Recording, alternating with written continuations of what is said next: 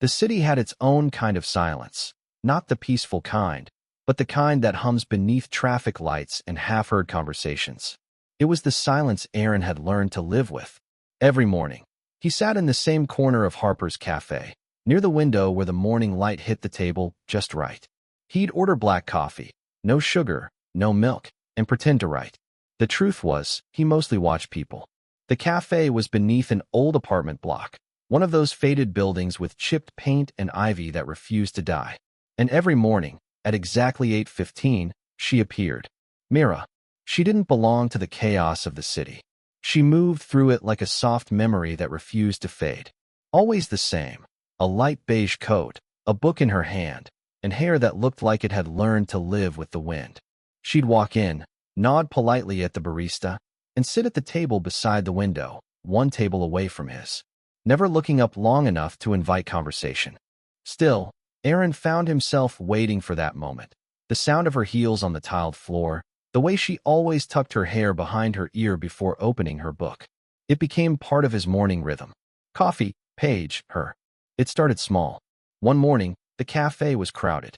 He was already seated when she walked in, scanning for an empty spot. The only seat left was across from him. Their eyes met for just a second. Then she smiled, polite, hesitant. "Do you mind?" "Not at all." She sat down, setting her book and her cup gently on the table. He noticed her hands, steady, graceful, the kind of hands that looked like they had known both care and restraint. He wanted to say something, anything, but his mind went blank. So he just nodded toward her book. "Good one." She looked at the cover. "The Garden of Evening Mists." "It's quiet," she said softly. "Sometimes that's all I need." He smiled faintly. "Yeah, I get that." That was all. Just a few words. But something in the air shifted, like the static right before rain. Days turned into weeks. Their meetings became unspoken routine. Sometimes they shared a table, sometimes just a glance across the room. She always read. He always pretended to write. Occasionally she'd ask, "Are you working on something?" And he'd shrug, "Trying to." One morning, she forgot her umbrella. The rain came down hard, and everyone rushed under awnings. She stood near the cafe door, helpless and smiling at her own mistake. Aaron hesitated, then walked up, holding out his small black umbrella. "Here." She shook her head lightly. No, you'll get drenched." "I don't mind," he said. "I'm close by anyway." For a moment, she looked at him, really looked, as if trying to measure what kind of man offers an umbrella to a stranger without wanting anything in return. Then she took it, softly. "Thank you, Aaron." He froze. She remembered his name. That night, he couldn't write. He couldn't even sleep. He just kept replaying that moment, her saying his name, the sound of it soft and deliberate. It wasn't love. Not yet. But it was something. Something rare in a city that forgot how to stop. He didn't know she was married. He didn't know what kind of silence she carried home every night. All he knew was that the woman from the apartment above his favorite cafe had started to fill the spaces in his thoughts, the quiet ones, the in-between ones, the ones he didn't know were empty until she walked in. And when she left that morning, umbrella in hand, she turned once, just before stepping into the rain, and smiled back at him. That was the moment he realized, some stories don't begin with words. They begin with pauses, small, accidental pauses, that change everything. After that morning, things began to change, not suddenly, but quietly, like sunlight finding its way through curtains. Mira started greeting him every day, not always with words, but with that soft, knowing smile, the kind that made the rest of the cafe disappear for a second. Sometimes she'd bring a second cup of coffee and slide it across the table without a word. Other times, she'd sit near the window and say something small, like, "You always come here so early," or, "You never finish your coffee." It became their rhythm, tiny exchanges stitched together by silence. Aaron started timing his mornings differently. He'd arrive 5 minutes earlier, just to watch her step through the door. And when she did, he'd feel something quiet and steady settle inside him. Not excitement exactly, more like recognition. One rainy afternoon, she stayed longer than usual. The cafe was half empty, the rain making everything outside look softer. She closed her book and looked at him. "You really do come here every day?" she said, teasingly. He smiled. "So do you." "That's different," she said, stirring her tea slowly. I live upstairs. He nodded. And I suppose I live here now. She laughed, a quiet, low laugh that surprised even her. It was the kind of sound that made him want to hear it again. After a pause, she said, "You write, right?" "Try to," he said. "Mostly about people. Things I notice." "Like what?" He looked at her, thoughtful. "Like how some people seem fine until they're not. How silence sometimes says more than words." Her smile faltered slightly, just for a second, before she looked away. "You notice too much," she murmured. "Maybe," he said softly. "Or maybe not enough." Their eyes met again. And in that fragile instant, the rain outside seemed to fade. He learned little things about her. That she liked her tea with honey. That she always carried a small notebook, but never wrote in it. That she didn't wear a ring, but had a faint tan line where one might have been.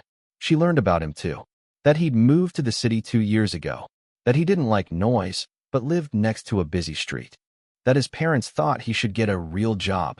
They talked about books, weather, city lights, everything except what they were really thinking. Sometimes their conversations drifted into silence, comfortable and still. Once, when the cafe's lights flickered, she whispered, almost to herself, "I used to be afraid of dark rooms." He wanted to ask why, but she shook her head gently, eyes fixed on the rain outside. Some things, he realized, weren't meant to be asked, just understood. The more they spoke, the more he noticed her details. The way she brushed hair off her face when she was thinking, the faint scar near her wrist, the way her voice changed when she talked about books she loved. He began writing again. But this time, his story sounded different, softer, sadder, more real. He didn't name her, but she was there, in every line, in every unfinished sentence. One morning, she came in looking tired, eyes a little red, smile a little forced. She sat down beside him, not across, and said quietly, "Do you ever feel like you're living two different lives?" He looked at her carefully. "Sometimes," he said. "One that you show people, and one that no one sees." She nodded slowly, staring into her cup. "Exactly." Neither of them said anything after that. The silence wasn't awkward this time. It was shared. Heavy but safe. When she stood up to leave, she touched his hand, not meaning to, maybe. But her fingers brushed against his, light as breath. He froze. She didn't pull away right away. Just looked at him, eyes soft, uncertain, and said quietly, "Thank you for the umbrella." He smiled faintly. "Anytime." And when she walked away, he noticed something new. Her left hand, once bare, now had a ring again. He sat there long after she was gone, the sound of rain echoing against the glass, wondering what changed. Or maybe, what had always been true. It happened slowly, the way fog creeps in without you realizing. One morning, she simply wasn't there. Aaron noticed it first when the cafe felt colder. Her corner chair was empty, her cup missing from the counter. He told himself she was busy, maybe out of town. But one day turned into two, and then a week. The routine, that quiet rhythm they'd built, fell apart, and he felt foolish for how much he missed something that was never officially his. Then, one Thursday morning, she returned. Same soft coat, same calm eyes. But something was different. Her smile didn't reach her eyes anymore. She kept her distance, ordered her tea to go, didn't sit down, didn't look at him long enough for the silence to grow comfortable again. He tried to act casual, to hide the disappointment that tightened in his chest. "Long time," he said gently. She nodded. Work got busy. Her tone was polite, distant, the kind of polite that builds a wall you can't see but feel. When she turned to leave, he almost said something, anything, to make her stay. But she was already halfway to the door, and the bell above it chimed softly as she disappeared into the morning light. Over the next few days, she kept doing it, showing up but not staying. Always polite, never present. Sometimes, he'd catch her looking at him when she thought he wasn't watching. There was something in her eyes, guilt, maybe, or longing, or both. And each time, she'd glance away quickly, as if looking at him too long would undo something she'd carefully built. One evening, he saw her outside the cafe with someone, an older man, gray hair, suit, confident. The kind of man who looked like he belonged in her world. They stood close, talking quietly. She laughed, a sound Aaron hadn't heard in weeks. Then the man placed a hand gently on her back as they crossed the street. Something inside him cracked, not loudly, just enough for him to notice. He went inside the cafe that night and sat in their usual spot. The chair across from him felt heavier than it should have. A few days later, she came in again, early this time. He looked up from his notebook, startled. She hesitated at the counter, then walked over to him. "You're early," she said. "Couldn't sleep," he replied. She smiled faintly. "You should try sleeping more. It helps with thinking too much." He let out a soft laugh. "That's not something I'm very good at." There was a pause, the kind that comes before something important, or before someone decides not to say it. She sat down. No tea this time. Just silence. Then, quietly, she said, "I shouldn't have stayed that long before. I think I made things complicated." He looked at her, really looked at her. "No," he said softly. "You made things honest." Her eyes shimmered, but she blinked quickly, forcing a small smile. "You're too young to understand honesty like that." He shook his head. "You're wrong." She didn't reply, just stared out the window at the morning traffic. People rushing, horns blaring, life moving on without asking. Then, almost to herself, she whispered, "I used to come here to forget. You made it harder." And before he could say anything, she stood up, grabbed her bag, and walked out, not looking back this time. He didn't follow her. He sat there until her chair felt cold again. In his notebook, he wrote a single line before closing it. "Some people don't leave. They just fade until you start wondering if they were ever really there." That night, he went for a walk past her building. The light from her apartment was off. The next morning, she didn't come to the cafe. By the third day, he stopped bringing his notebook. The silence between them, once peaceful, had turned into something heavier. And for the first time since he'd moved to the city, he felt the weight of living alone. Winter came quietly that year, not with storms or wind, just a stillness that felt too heavy.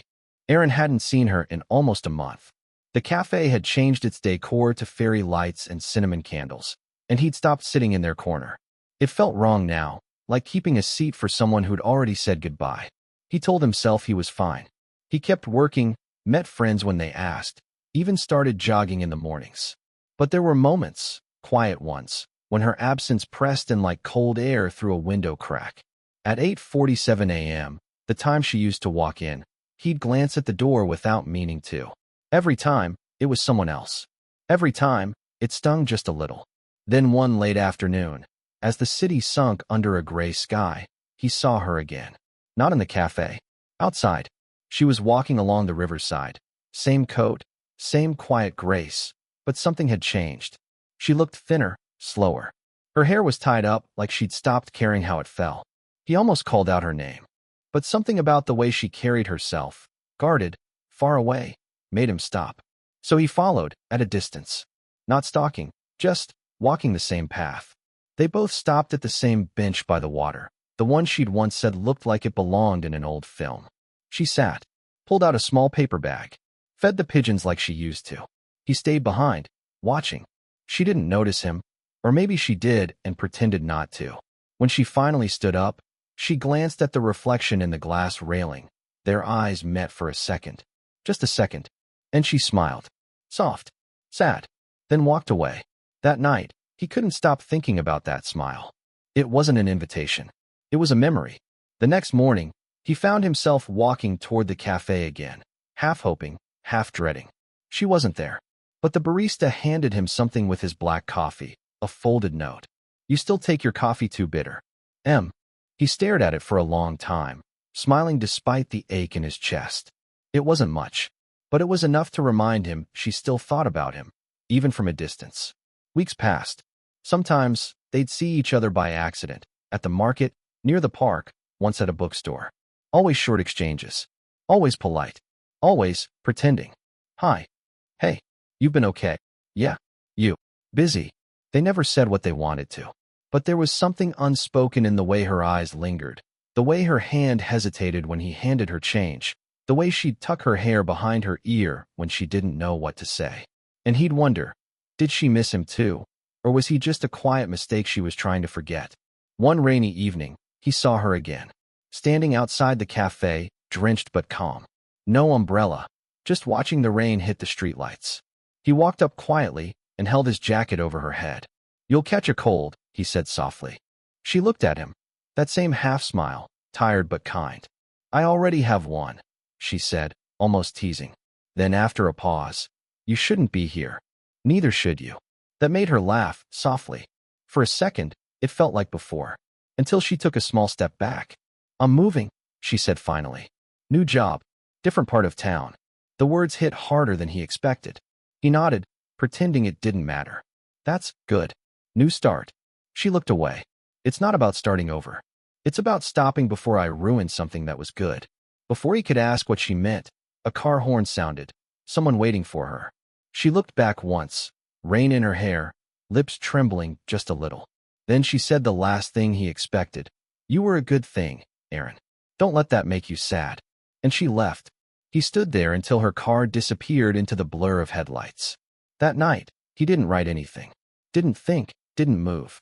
Just sat by his window, watching the rain hit the glass.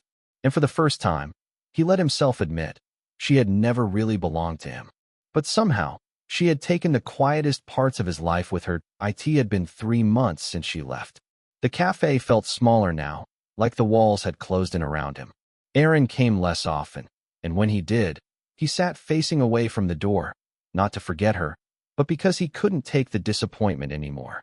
He told himself she was gone for good, that she'd moved on, started over, maybe even fixed whatever was broken in her marriage. But the truth was quieter, sharper. He didn't want to know. Knowing would make it real.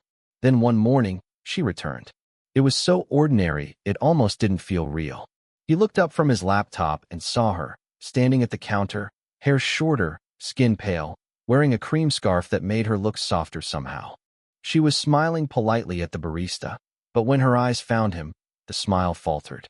"Aaron," his name in her voice, that quiet tone she always used when she didn't want to be overheard, made something inside him collapse and steady at the same time. He stood up, unsure what to say. "You're here. I moved back last week." Her eyes flicked down. It didn't work out. He didn't ask what it meant. He didn't need to. "Do you want to sit?" he asked. She hesitated, then nodded. They talked like people who were trying not to talk about the one thing that mattered. Work, weather, coffee, the world outside. All while something heavier sat between them, invisible but undeniable. After a while, she said quietly, "I didn't think I'd come back." "You did," he said. "That's something." She smiled faintly. "It's not brave, Aaron. It's just unfinished." As the morning crowd thinned, her tone shifted. "I wanted to tell you something before I left, but I couldn't." He leaned forward, voice careful. "Tell me now." She looked down at her hands. No ring. Just pale skin where it used to be. "He knows," she whispered. Aaron blinked. "Who?" "My husband. About us." The words hung there, quiet but brutal. He froze. "There was no us," he said automatically, even though both of them knew better. "I know. But he thought there was. He found the messages. The one I never sent." He remembered, the note. "You still take your coffee too bitter." She must have written others. "What happened?" "He left. Took a transfer abroad." "I didn't stop him." She took a shaky breath. "He wasn't angry. Just tired. Maybe like I was." Aaron didn't know whether to feel relief or guilt. Both felt wrong. They sat in silence for a long time. The city noise filled the background. Cups clinking, doors opening, life moving on without them. Finally, she looked up, eyes glistening. "I keep thinking about that day in the rain. When you said I'd catch a cold." He smiled softly. "You did." "I did." She laughed. A broken, beautiful sound. And it never really went away. Something in her voice cracked, and before he knew it, she reached across the table, fingers trembling, and touched his wrist. He froze, feeling that same warmth he'd tried to forget. "I shouldn't," she whispered. "I know."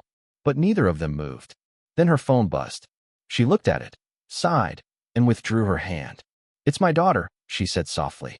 "She's coming to stay for a while. She needs me." He nodded. "That's good." "Yeah." She forced a smile. "It is." They both knew what it meant. This was temporary. Whatever they were building would end before it began. As she stood to leave, she said, "You were right once, you know, about things not being finished." He frowned. "Was I?" "Yes." She looked at him for a long second. "But some things are meant to stay that way." Then she turned and walked out, leaving the door to swing shut softly behind her. That night, Aaron wrote again for the first time in months. He didn't write about love, or regret, or longing. He wrote about the sound of her voice, how it always sounded like an apology she never said. And when he finished, he didn't send it to anyone. It was late March when she came back to the cafe again. Erin had stopped expecting her, but not stopped waiting. There's a difference. The weather had begun to soften. The city's hard gray edges blurred under light drizzle and the faint scent of spring. He was sitting by the window, typing nothing, when her reflection appeared in the glass. No coat this time. No pretense. Just her.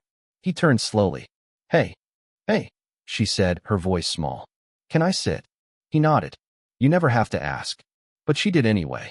Always had. They sat in silence. It wasn't awkward, just heavy. The kind of silence that holds everything words can't carry. After a few moments, she said quietly, My daughter met someone. He smiled a little. That's good. She's happy, she said, looking down. And I envy her for it. Erin didn't know what to say, so he didn't say anything. She traced the rim of her cup with her finger, small, nervous, almost tender. Do you ever think about how things could have been different? He looked at her, steady. Every day. Something shifted in her face, a mix of relief and ache. I try not to, she whispered. But I do too. The rain began to fall harder outside. Drops slid down the window, distorting the city lights into trembling blurs. She watched them. I didn't come here for coffee today. He tilted his head slightly. Then why? Her voice trembled, but she didn't look away. To say I'm sorry. For starting something I never had the courage to finish. He swallowed. You don't owe me that. I do, she said, her voice firmer now. You were kind to me, Erin. And I. She stopped, her breath catching. I wanted to be kind back. But I wasn't. I used your gentleness to feel alive again. He looked at her, really looked, and realized she wasn't breaking down. She was letting go. He leaned forward. You didn't use me. You made me remember what it feels like to care about something real. She smiled faintly, eyes wet. You make it sound beautiful. It was, he said simply. Even if it hurt. A long pause. The air between them thick with everything unsaid. She whispered, You were never supposed to matter this much. I know, he said softly. But we don't get to choose who becomes home. Her lips parted, a half-breath, a half-confession. And then she reached out, fingertips trembling, brushing the back of his hand. This time, he didn't flinch. Her touch stayed, light but alive. Her eyes searched his face, full of the kind of affection that didn't need a future to feel true. He wanted to tell her everything. That she had been the quiet in his chaos, the one person who made his mornings make sense. But all he said was, You could have told me you were lonely. I thought you already knew, she whispered. The world outside blurred into streaks of silver. For a second, it felt like the city was holding its breath. And then, she pulled her hand away. Slowly. I have to go, she said. I know. She stood, adjusted her scarf, tried to smile. I don't think I'll come back this time. He nodded. That's okay. She hesitated, one heartbeat, maybe two, before saying softly, You'll be fine, Erin. He looked at her. Don't lie to me now. Her eyes glimmered, not from the light, but from something more fragile. Then promise me you'll at least try. He didn't answer, just looked down, blinking hard. When he looked up again, she was gone. That night, he walked home without an umbrella. Let the rain hit his face like truth. It didn't feel like an ending. It felt like standing at the edge of something that had no name. And for the first time, he didn't chase the thought of her away. He let it stay, quiet, warm, and unbearably human. Spring turned to summer, and then to fall. The cafe changed again. New menu, new faces, same quiet hum. Erin still came sometimes, not every day, but enough for the barista to remember his order. Black, no sugar. He sat by the window, the same spot they used to share, though now he faced the street instead of the door. He didn't expect her to walk in anymore. He just liked the way the morning light fell there, the soft, forgiving kind. He had started teaching writing classes at the community center. He told stories about truth, about silence, about the beauty of almost. He didn't say they were hers, but the students noticed the ache in them. Why do your stories always end before they end? One girl had asked. He'd smiled. Because not every ending needs to be loud to be complete. One morning, nearly a year after she'd left, Erin found a small envelope in his mailbox. No return address, just his name, A. Wells, written in familiar handwriting. Inside was a short note and a single photo. The note said, "The cafe closed last week. They're turning the building into offices. Thought you should know. M." And the photo, grainy, soft, like it had been taken in a hurry, showed the view from the cafe window. The same one they had looked out of for months. The city beyond it, blurred by rain. He stared at it for a long time, the paper trembling slightly between his fingers. She hadn't signed love or yours. Just M, simple. Final. He placed the photo on his desk beside his laptop. For a while, he just sat there. Not sad exactly, just aware. Weeks passed. Life continued in small, ordinary ways. He published a short story in a local magazine, Unfinished Things. It wasn't about her, but she was in every line. The way silence could hold a conversation. The way someone could leave and still feel near. People told him it made them cry. He didn't know how to tell them it wasn't meant to. One late afternoon, he found himself walking by the old cafe building. The sign was gone, the windows covered with brown paper. But when he pressed his palm against the glass, he could still picture it. The corner table, her scarf hanging over the chair, the light on her hair. It was strange how memory could be so vivid it hurt. As he turned to leave, a faint reflection caught his eye. In the glass, for a brief second, it looked like someone was sitting there, her head slightly tilted, looking out the window. He blinked, and the image vanished. He laughed softly under his breath. "You'd hate that they painted over it," he said to no one. Said it ruined the view. The city swallowed the words whole. Later that night, he brewed tea instead of coffee. He sat by his own window, the one that overlooked a quiet street, and thought about how things end, not like doors closing, but like songs fading. He opened his notebook and wrote, "Some people pass through your life like seasons, never staying, but leaving color behind." He smiled faintly, reading it back. Then, for the first time in months, he felt peace. Not the absence of pain, but the kind that came from having lived something worth missing. A soft knock on the door pulled him from his thoughts. His landlord stood there, holding a small brown package. "This came for you." Inside was a book, collected stories of Yem Forster. No note this time, just a pressed white flower tucked inside the front page. He didn't need a message to know who it was from.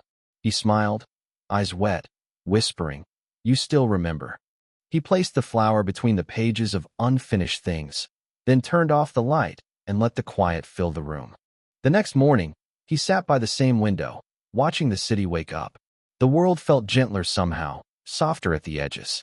And as sunlight spilled across his table, he realized something. He didn't miss her presence anymore. He missed what she had awakened in him. The courage to feel, to care, to be undone and still move forward. He looked at his reflection in the window and said softly, "Thank you, Mira." Then he smiled, took a slow sip of his tea, and whispered, 8:47 a.m. "You'd be proud. I'm still here."